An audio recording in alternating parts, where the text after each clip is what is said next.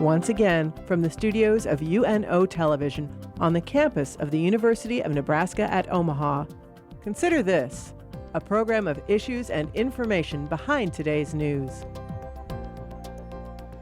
Is your yard just about ready for a makeover? Well then, you're in luck. Hi everyone, I'm Kathy Wyatt. Welcome to this week's edition of Consider This. Our topic, summer lawn care. Joining us to talk more about it is John Fesch. John is an extension educator for the University of Nebraska-Lincoln. Thank you so much for being here. Welcome. It's good to be here.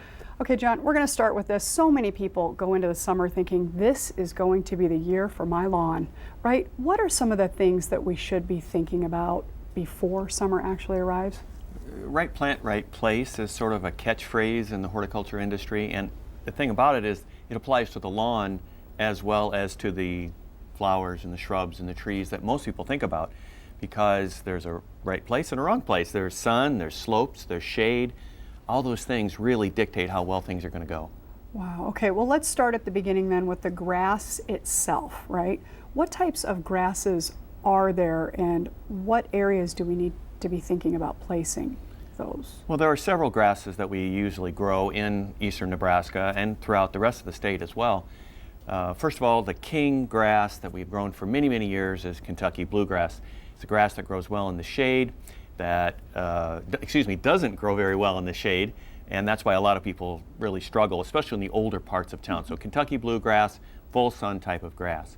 The reason that a lot of people grow it is because it's a fine texture and it's dark green, and they think of Churchill Downs and horses running around the track or something like that. It just really want that ultimate lawn. A lot more people are going to tall fescue, specifically a turf type tall fescue, because of its shade adaptability and its durability. It gets fewer diseases, gets fewer insect problems. It still gets them, but it seems that when they get them, they're not as severe.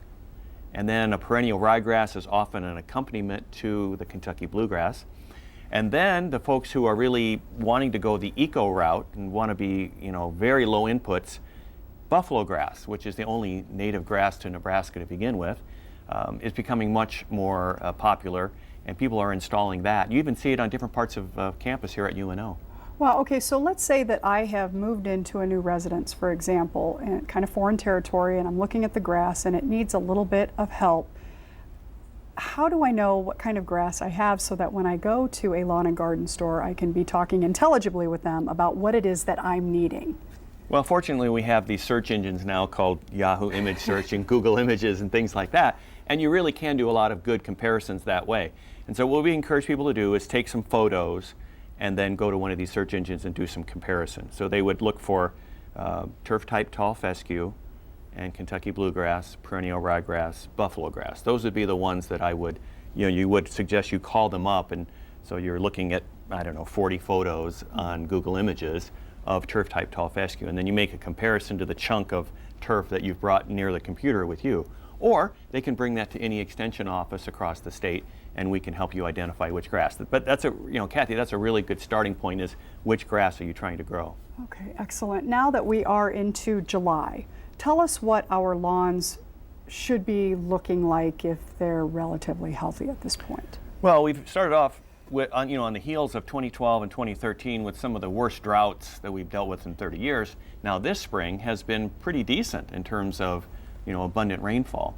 So if your lawn isn't looking good now, there's probably a reason. Even the grasses that have really struggled in the last 2 years of drought should have recovered at least to a certain extent by now. Mm-hmm. And if they're not, there's got to be a reason. So it's almost like you need to put on a diagnostic hat and try to figure out exactly what's wrong. It could be a lot of things. We have a lot of props in the studio today that I always like to bring on when we talk about different things. It could be an irrigation distribution issue. It could be a fertilization issue, several different things.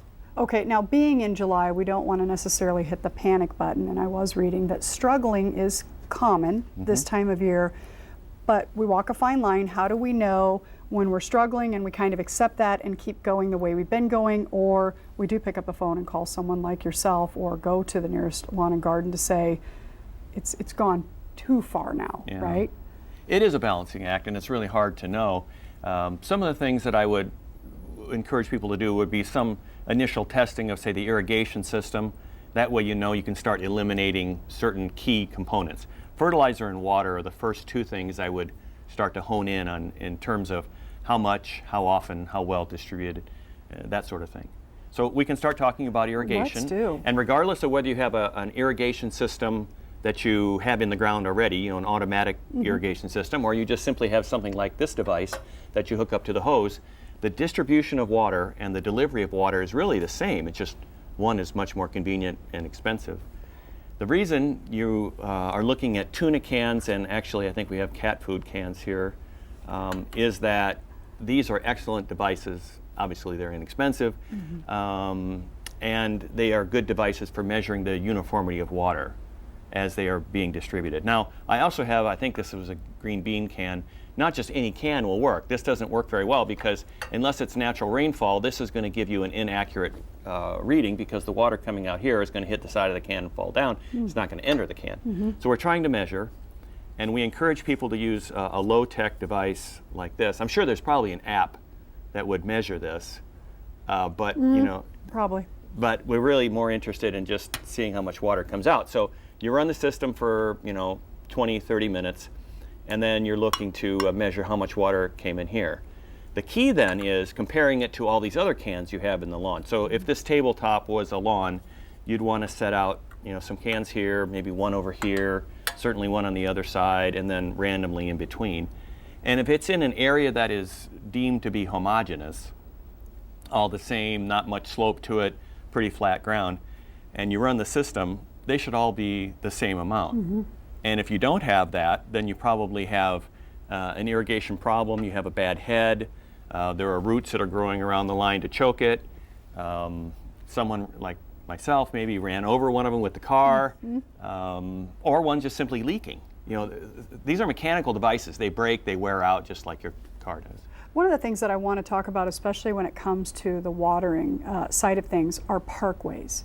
Right, they take a lot of abuse throughout the year just because of the location, and I think sometimes, at least I as a homeowner, sometimes overlook it because it's easier to get the rest of the lawn, and it doesn't seem to be worth the time to put something there specifically. What advice do you have for people who are struggling with their parkways? Well, the first thing I would consider is, do you want grass or do you not want grass? You kind of back up a step and say, do you have to have grass in the strip? Sometimes we call it the inferno strip between the sidewalk and the street. It has several other names that probably are not appropriate for public television. But in that strip, it's really hard because that gets more heat, radiated heat from the sidewalk and the street. In this region, it gets sand and salt off the street, so that's an issue. It's really a hard place to try to grow turf. So back up a step, and would a ground cover there, or would some perennials there, or some ornamental grasses be a better choice? If you're not wanting to give the time and effort that it takes to do that, then perhaps you might want to back up a little step. Now, if you have to have grass there, you might want a watering device, something more like this, a soaker hose, to lay out in strips there so that at least you're not putting water into the air and out on the sidewalk and the driveway and the street. So you're being more efficient with the watering. And then also, the other step is that a turf-type tall fescue would do much better. It has a deeper root system, can handle more heat and abuse in that situation than Kentucky bluegrass can. What do you see people doing most often? Because my thought is, if the grass isn't going to grow there because of our intended negligence, then plants, flowers, that type of thing may not necessarily be a good idea either. What's an inexpensive route for people to take to still maintain the beauty and have it tie in with the rest of their yard? What are you seeing? Yeah, I see everything. I see people who put in perennials and grasses and ground covers and health strip type plants, and then mulch around them, and then do a little weeding in areas. It's not a no maintenance zone. It's a maintenance area. There's no question about it.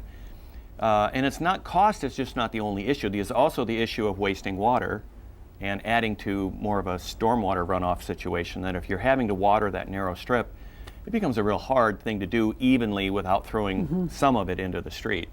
So there's cost, and then there's also the ease of maintenance and sort of an environmental responsibility as well. Okay, thank you. Let's move on to fertilizers. Yeah, let's do that. Let's do that.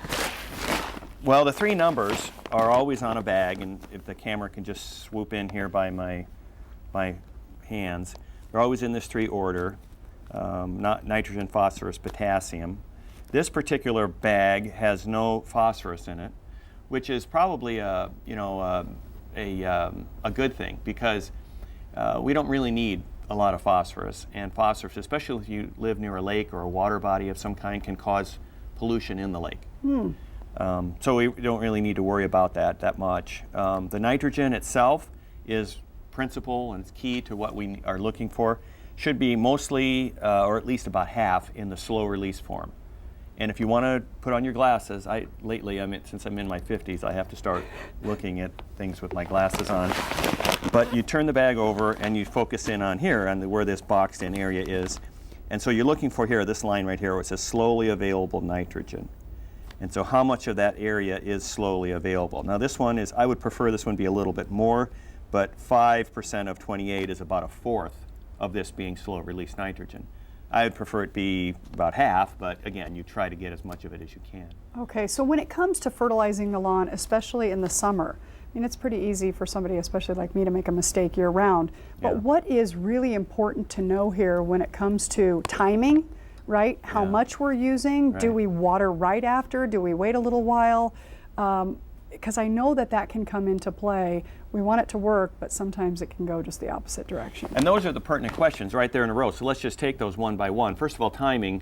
Now is not a good time to fertilize a cool season grass, such as Kentucky bluegrass, chirp-type, tall fescue, perennial ryegrass. So the word is wait on those, and then use the holiday season to help you. What are the holidays, you ask? What are they, John? Arbor Day, Memorial Day, Labor Day, and Halloween. Okay. But you didn't hear 4th of July in there, and we didn't hear Flag Day in there. So you want to stay away from that. So Arbor Day kind of split the seasons of spring and fall. So Arbor Day and Memorial Day on the beginning and the end of it, and the same thing in the fall. So Labor Day and Halloween. Now, if you happen to be growing a zoysia grass or a buffalo grass lawn, then this would be the time to fertilize lightly in those areas. That's a warm season grass, and so it is set up to be wanting to be fertilized lightly at this time of the year. So we would encourage people to do the timing first and foremost. That's the number one problem, number one mistake that people make, is putting on fertilizer. In fact, you always worry about this. People seeing something like this, and they tune in, they see a bag of fertilizer on the expert's lap, and they think, oh, it must be time to fertilize. Right. And chances are, if they're growing a traditional lawn, it's not. So that's the first thing. Okay. All right. Now, anything else that we should be knowing about fertilizer before we go? The second thing to be thinking about in terms of fertilizer would be that we're fertilizing with the right amount. And most of the time, the fertilizer bag is set up to deliver a full pound of actual nitrogen per 1,000 square feet. And for the most part, if we're concerned about putting out the right amount, you're going to want to put on a little less than that. So there's a little bit of turf math involved. And we have on the water.unl.edu website, we have some really good instructions on how to do that, how to put on a little bit less. And so that's the other thing is sort of a turf math situation where you're trying how to ratchet it down and do it evenly and also at the right time. Well, and coming to mind now as you're speaking there is the device. I think we often take that for granted, the spreader itself. Yes. If that thing is showing wear and tear and not able to function the way that you're describing, right, it's time to get a new one. So how often do those normally last? What should we be looking for in terms of, sometimes that stuff is hard to see as it's being distributed on the lawn there. So how do you really know when it's operating the way it's supposed to be? You're right, Kathy. It can be very difficult to know exactly how much is going on and if it's going on uniformly. Probably the buddy system is as good as anything there. You want someone to stand off to the side and see if it's coming out uniformly. Many spreaders are set up, especially if it's a rotary spreader, that more comes off on the left side than on the right side or vice versa.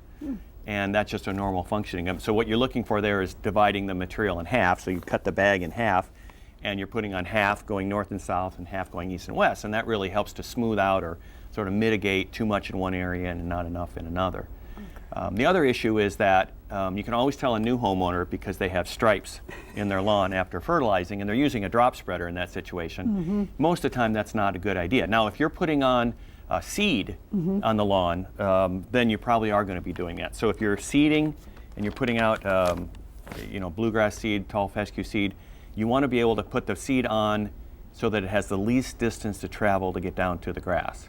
And there you do want a drop spreader. If you're looking for uniformity, however, and spreading it out so that it's even, you want to use large particles and you want to use a broadcast spreader. Okay. So you may want to share equipment with your neighbor, because then now it's two spreaders to store in your garage that probably already has too much junk in it to begin with. So using a broadcast spreader for most things except seeding is the way to go. Okay, now we may have mentioned it, but watering, once you've put the fertilizer on the lawn, how long do we wait to do that? How much water do we want to place there? And if it's really windy, obviously we don't want to be doing any of this, but Right. from a water standpoint? Want to be getting it off the turf blade and down to the roots. And that's going to help on a number of situations. First of all, it's going to get it before it runs off into the street. Okay. And then secondly, there's usually a little bit of a salt base to the fertilizer, which is just fine, except that if it's left on the grass too long, it can burn the grass. So we want to get it off the grass blade down to the roots. And so, our recommendation would be to put the fertilizer on a dry lawn and then immediately lightly water afterwards, just to wash it down off the blades and into that upper root zone. Okay. And thinking about this in terms of seeding, when you were talking about that, there are folks right now who are removing trees in their yard, right? And so they may be left with the stump, or they may be left with just some of that stuff there at the surface. So what's important to know once we removed the tree in terms of proper seeding? How often do we do that? Because usually it's a pretty big space, right? And we want to be kind of mindful of that. How often do we go back? What types of things do we remember there? And that's going to become more and more of an issue with an insect coming in called the emerald ash borer. There are going to be a lot of ash trees removed over the next 5 years. If people remember Dutch elm disease, we're going to get the same issue, only this time with an insect, causing lots and lots of problems. The first thing to think about, and I'm glad you mentioned this in several considerations, because there are several considerations. The first one is removal of the tree leaves you behind a heavy carbon base to it. Even though some of the stump grinders will end up with after they're done, it'll end up with a mixture of soil and woody debris. Mm-hmm.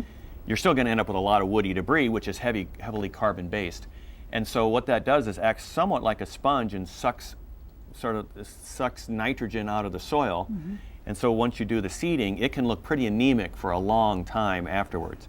So in those kind of situations, what we recommend is getting the ground prepared with a good stiff rake, and then applying a starter fertilizer so that lawn is off to a good start. It's going to have a little bit of nitrogen in it and a little bit of phosphorus.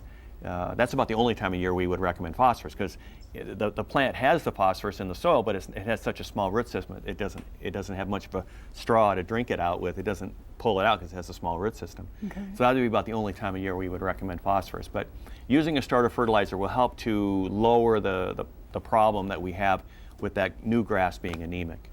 Okay, and when you say a good long time, give folks an idea, because there are some of us who grow a little bit more impatient than others, and we just don't know what to expect in terms of when we can see that whole thing filled in, right? It's going to take a good long time. It could take a year and a half. Okay. Because what happens is the carbon to nitrogen ratio has to sort of get its equilibrium. And so in order for that to be broken down, it's almost like a compost pile. It's like a mini compost pile. In order for that to reach equilibrium and to be balanced, it's going to take that long. So typically you would start doing that in early September is a good time for seeding most lawn grasses throughout the month of September.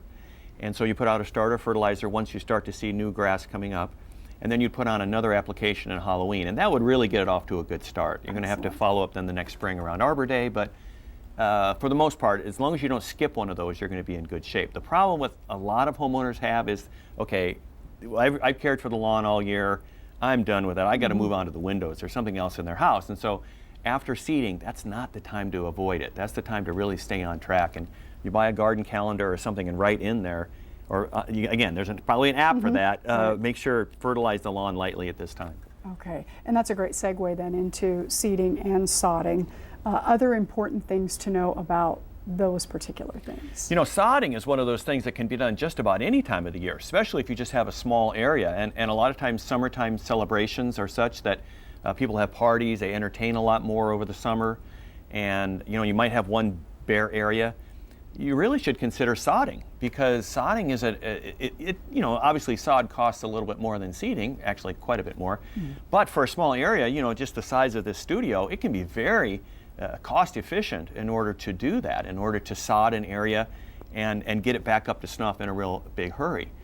So sodding is often overlooked because of the expense, but if you're only doing a small area, it's really cost effective to do that. And it can be done just about any time of the year. Above 95, you probably want to avoid that, but we really haven't hit a time yet this year when sodding wouldn't have been a good option. Okay. Now when it comes to seeding, again, timing is important. Throughout the month of September and even into the early part of October is just fine for seeding. The big problem that most people have there is just not enough ground preparation. A power rake is an excellent device. Most people are very familiar with a lawnmower that spins around like this, but a power rake is 20 of those blades and they spin vertically, and so they really rip into the area and get it down to bare soil. And the key there is to remember what it's like to seed a vegetable garden. Most people have seeded radishes or corn or whatever, and so you're always digging with just unexposed dirt, just raw black earth. That's what you've got to have. You can't have grass that is totally unprepared. It's got to have bare soil showing so that when you seed into it with your drop spreader, it's going to take off and grow. What does something like that cost to have done professionally, John? Oh, if you did it yourself, you're probably looking at about $30, $40 because you have to rent one from a hardware store or a rental store. If you're looking at doing it professionally and the seeding as well, probably $150, $200. So it's not way out there. But then again, if you have your roof done, if you have your any other element done, if you have some house painting done, if you have staining in your deck, all those things go together. So it would fit in line very very nicely with those other household maintenance items. I suppose it's like anything else. As much as it bothers you, you need to be paying attention to it. So if you want a nice looking yard, sometimes you're just going to have to take a few extra steps to get there. So true. Aerating? Aerating is really helpful, especially with lawns that have been disturbed fairly frequently or fairly recently. In the older parts of town, if you're in Omaha, if you're looking at Keystone, Dundee, Fontanelle,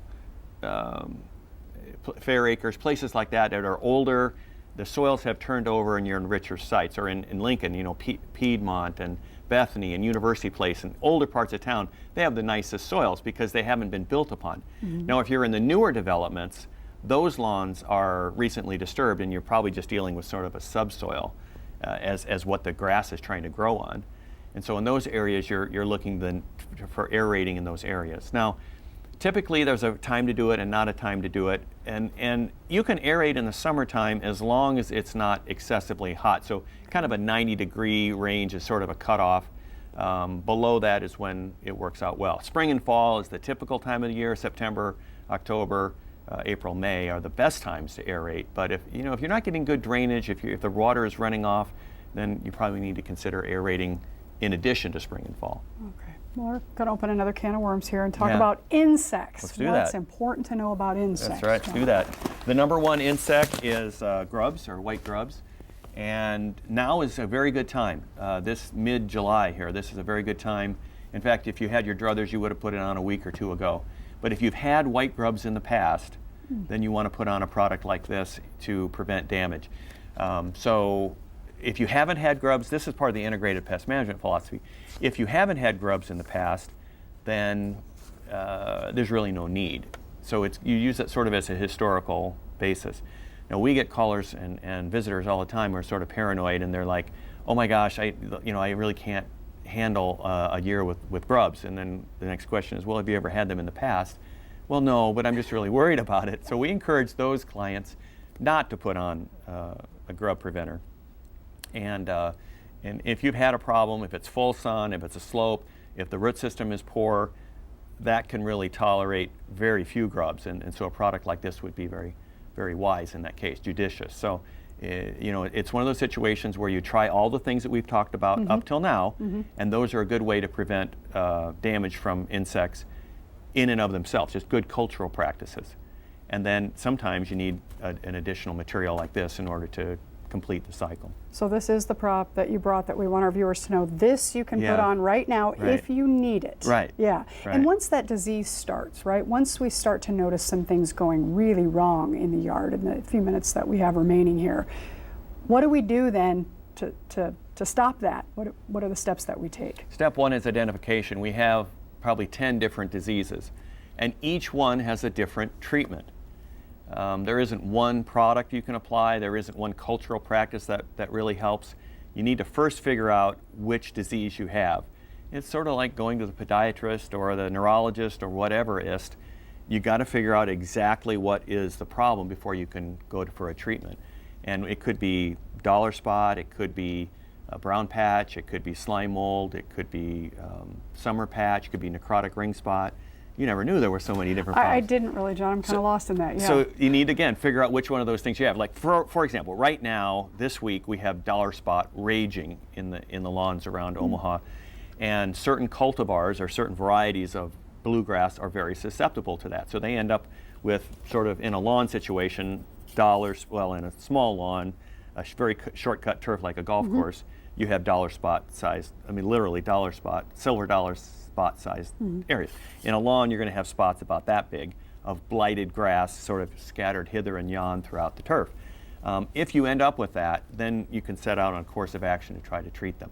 In some cases, you don't need to do much of anything. In other situations, if you don't do something, the lawn is going to completely go away in those areas. So step one, identification of which one of those things I mentioned is the one you have. Okay, 1 minute remaining. The mower. What do we need to know about the mower? The mower, one of the biggest problems we have is people mowing too low and not sharpening the mower blade. We encourage people to sharpen the mower blade monthly, sort of hoping they'll do it bi-yearly or monthly. Well, that would really be the best. Wow. When you think about the highest maintained or the best maintained turfs, and that would be a sports field, a golf course, they're going to do it, weekly, if not more, because cutting the grass cleanly is going to prevent diseases. It's going to be less drag on the mower. It's going to be simpler and easier to maintain. You're going to bruise the grass less. Have you ever watched a baseball game and you see all those beautiful stripes in the field? Well, that comes from maintaining mowing equipment and knowing how to mow with the grain and sort of create that kind of appearance. Wow, okay, so for folks wanting to know more about this topic, Right. Summer Lawn Care Today, we're going to put up a website for them so Right. that they can go to that anytime. Water.unl.edu, and Twitter, John? Twitter, you can follow me on Twitter at John Fesch, and Fesch is spelled F-E-C-H. So I tweet now, and I never thought I would tweet, but There you are. there I am. Okay. So at John Fesch, and I'll have a tip probably every other day. Okay. And Okay. that works out well for me. Thank you very much for being here. We You bet. appreciate it. Thank All right. you. Thank you all for watching. We'll see you next week.